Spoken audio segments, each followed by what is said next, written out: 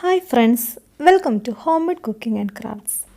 ഇന്ന് നമുക്ക് കുറഞ്ഞ ചേരുവകൾ വെച്ച് എങ്ങനെ ഒരു അടിപൊളി ബീഫ് ഫ്രൈ ഉണ്ടാക്കുന്നത് എങ്ങനെയാണെന്ന് നോക്കാം.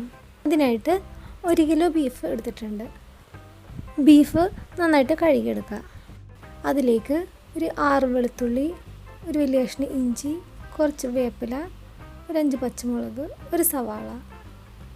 ഇഞ്ചിയും വെളുത്തുള്ളിയും ചെറുതായിട്ട് അരിഞ്ഞെടുത്ത്, പച്ചമുളക് നീളത്തിലും സവാള നീളത്തിൽ അരിഞ്ഞെടുത്ത്, എന്നിട്ട് ഒരു കുക്കറിലേക്ക് ബീഫും ഈ അരിഞ്ഞ സാധനങ്ങളെല്ലാം കൂടി ഇട്ട്, എന്നിട്ട് അതിലേക്ക് ഒരു 1/4 ടീസ്പൂൺ മഞ്ഞൾപ്പൊടിയും 1 ടീസ്പൂൺ ഗരം മസാലയും ആവശ്യത്തിന് ഉപ്പും കുറച്ച് പച്ചവെളിച്ചെണ്ണയും കൂടി ഒഴിച്ച് എല്ലാം നല്ലപോലെ മിക്സ് ചെയ്തിട്ട് ഒരു അരമണിക്കൂർ റെസ്റ്റ് ചെയ്യാൻ വെക്കുക. എന്നിട്ട് കുക്കറിൽ സ്റ്റീം ചെയ്തെടുക്കുക. ഇവിടുത്തെ ബീഫിന് അധികം വേവില്ലാത്തതുകൊണ്ട് സ്റ്റീം വന്നതിന് ശേഷം ഒരു 5 മിനിറ്റ് വേവിച്ചാൽ മതിയാവും. ബീഫിൻ്റെ വേവനുസരിച്ച് സ്റ്റീം ചെയ്തെടുക്കുക. ഈ വേവിച്ചിറച്ചി പുട്ടും കൂട്ടി കഴിക്കാൻ നല്ല ബെസ്റ്റാണ്. ബീഫൊക്കെ എടുക്കുമ്പോൾ കുറച്ച് നെയ്യുള്ള ബീഫാണ് കൂടുതൽ ടേസ്റ്റ് ഉണ്ടാവുക. ഇനി നമുക്ക് ബീഫ് ഫ്രൈ ചെയ്തെടുക്കുക. അതിനായിട്ട് 1 കപ്പ് ചെറിയ ഉള്ളിയും 1/2 കപ്പ് തേങ്ങാക്കൊത്തും ആവശ്യത്തിന് കറിവേപ്പില എടുക്കുക. എന്നിട്ട് ഒരു ചട്ടിയിൽ ഒരു 3 ടേബിൾ സ്പൂൺ വെളിച്ചെണ്ണ ഒഴിക്കുക. എന്നിട്ട് എണ്ണ ചൂടാകുമ്പോൾ അതിലേക്ക് കറിവേപ്പില ഇടുക. എന്നിട്ട് അരിഞ്ഞ് വെച്ചങ്ങനെ തേങ്ങാക്കൊത്തും ഇട്ട് ഇളക്കിയെടുക്കുക. ചെറുതായിട്ടൊന്ന് കളർ ചേഞ്ച് ആകുമ്പോൾ അതിലേക്ക് ചെറിയ ഉള്ളി ഇടുക. കുറച്ച് ഉപ്പും കൂടി ഇട്ടാൽ പെട്ടെന്ന് തന്നെ വാടിക്കിട്ടും. ഉപ്പിടുമ്പോൾ ബീഫിൽ ഉപ്പിട്ടതുകൊണ്ട് കൂടിപ്പോകാതിരിക്കാൻ ശ്രദ്ധിക്കണം.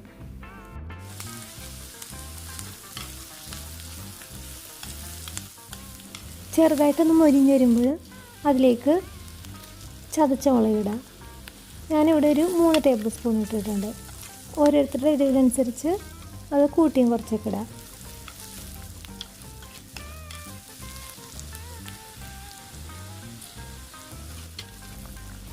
ഒരു 5 മിനിറ്റ് ചതച്ച മുളകിൻ്റെ പച്ചമണം പോകുന്നവരെ ഒന്ന് ഇളക്കി കൊടുക്കുക. എന്നിട്ട് അതിലേക്ക് ഇറച്ചി നല്ലോണം വെന്തിട്ടുണ്ടെങ്കിൽ അതിൻ്റെ ചാറ് മാത്രം ഒഴിച്ചിട്ട് ഒന്ന് ആദ്യം വറ്റിച്ചെടുക്കുക. എന്നിട്ട് ബീഫ് ഇട്ടാൽ മതി. ഇപ്പോൾ ഈ ബീഫ് ചെറുതായിട്ടൊന്ന് വേവ് കുറവായതുകൊണ്ട് ബീഫും കൂടിയിട്ട് ഞാൻ മിക്സ് ചെയ്തെടുക്കുന്നുണ്ട്. നല്ലോണം വെന്ത ബീഫാണെങ്കിൽ ഇപ്പിടണ്ട, ബീഫൊക്കെ ഉടഞ്ഞു പോകാൻ സാധ്യതയുണ്ട്. ബീഫ് ഫ്രൈ ചെയ്യാൻ വേണ്ടി ഞാനിവിടെ 1/2 കിലോ ബീഫാണ് എടുത്തേക്കുന്നത്. ബീഫ് കുറച്ചും കൂടി വേകാനുണ്ടെങ്കിൽ നമുക്ക് മൂടി വെച്ചിട്ട് അതിൻ്റെ ചാറ് വറ്റുന്നവരെ നമുക്ക് വറ്റിച്ചെടുക്കാം. ബീഫ് വെന്തിട്ടുണ്ടെങ്കിൽ തുറന്ന് വെച്ചതിനെ ഒരു മീഡിയം തീയിൽ വെച്ച് വറ്റിച്ചെടുക്കാവുന്നതാണ്. ഡ്രൈ ആകുന്തോറും ബീഫ് ഫ്രൈയുടെ കളറ് നല്ല ഡാർക്കായിട്ട് വരും. ഒരു പൊടി ഇടാതെ തന്നെ നമുക്ക് നല്ല ടേസ്റ്റി ആയിട്ടുള്ള ബീഫ് ഫ്രൈ ഉണ്ടാക്കാവുന്നതാണ്. ഡ്രൈ കൂടുന്തോറും ബീഫ് ഫ്രൈയുടെ കളറ് നല്ല ഡാർക്കായിട്ട് വരും.